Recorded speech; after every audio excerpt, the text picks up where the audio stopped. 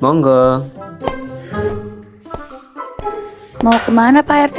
Sini mampir dulu. Boleh. Bagaimana Pak perkembangan desa Ya ini? enggak tahu kok tanya saya. Lah kenapa nggak boleh tanya Pak? Namanya juga hidup kadang-kadang giding.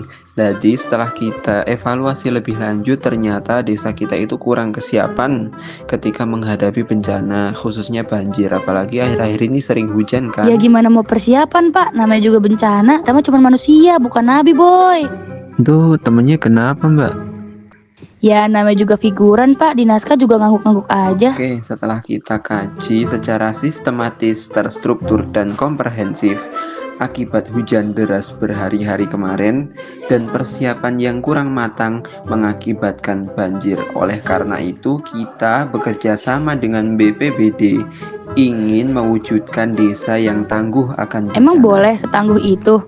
Apa aja sih Pak persiapannya?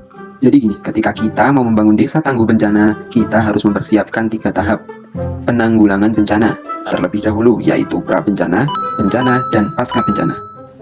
Apaan tuh?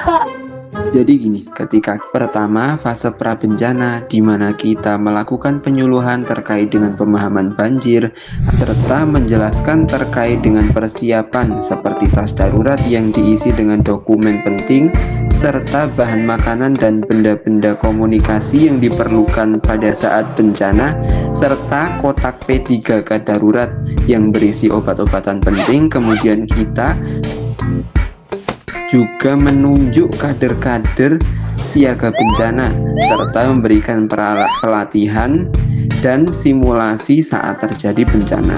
Kedua, yaitu adalah fase bencana. Pada fase bencana, yang pertama kita lakukan adalah mencari posko darurat bencana sebagai titik kumpul sementara dalam penanganan korban bencana.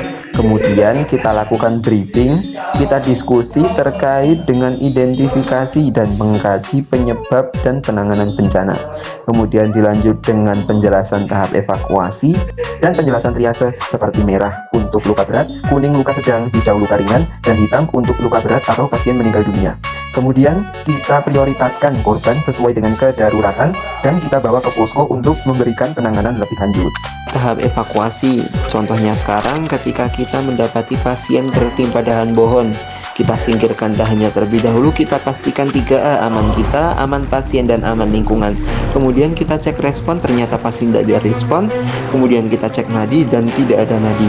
Kemudian baru kita kabari kepada tim yang menangani pasien-pasien dengan kondisi yang tidak dapat ditangani atau pasien dengan kondisi meninggal.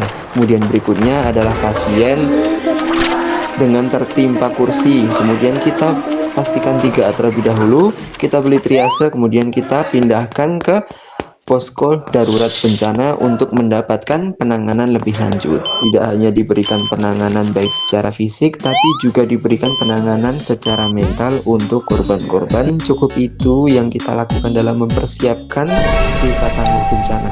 Selanjutnya adalah Kasihan sekali Pak Lurah akibat bencana banjir yang menghanyutkan warganya kemarin. Akhir-akhir ini dia sering ngobrol dan ketawa-ketawa sendiri. Bagaimana sus perkembangan pasien saat ini? Untuk sekarang belum ada indikasi kemajuan. Setiap hari dia seakan-akan menyapu halaman dan sering melamun tanpa kejelasan. Mungkin beban yang ia pikul sangat berat karena dari satu desa hanya dia yang selamat. Kita naikkan dosisnya ya.